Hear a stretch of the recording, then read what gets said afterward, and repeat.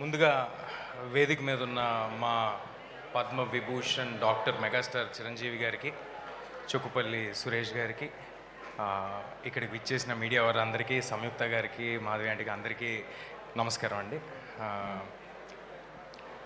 కొంచెం ఏమైనా మామూలుగా చిరంజీవి గారు ఎప్పుడు స్టేజ్ మీద ఉన్న వేదిక మీద ఉన్న మాట్లాడాలంటే చిన్న షివర్ వస్తూ ఉంటుంది. ఇవాళ బ్లడ్ కూడా ఇచ్చాను. సో 2 రీజన్స్ ఉన్నాయి ఆ షివర్ రావడానికి. సో అలాంటిది ఏమైనా ఉంటే 2 రీజన్స్ ఉన్నాయన్నమాట.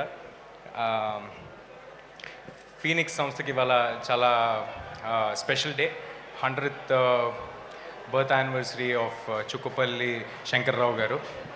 ఇలాంటి ఒక నోబెల్ కాజ్తో వాళ్ళు బర్త్డేని సెలబ్రేట్ చేసుకోవడం అనేది చాలా ఆనందంగా ఉంది.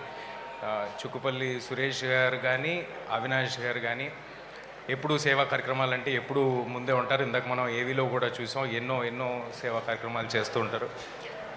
వారు ఇలాంటి ఒక ఈవెంట్ చేస్తున్నారు అనగానే అందులో పాల్పంచుకోవాలని నాకు కూడా పాల్పంచుకోవడం చాలా ఆనందం కలిగింది. బ్లడ్ డొనేషన్ అంటే మా అందరికీ ఒక చిన్న విషయం అయి ఉండొచ్చు, కానీ మనం ఇచ్చే 350 ml బ్లడ్ ఒక ఫ్యామిలీకి హోప్కి ఇస్తుంది. సో అందరూ తప్పకుండా బ్లడ్ని డొనేట్ చేయండి. Please save lives. అండ్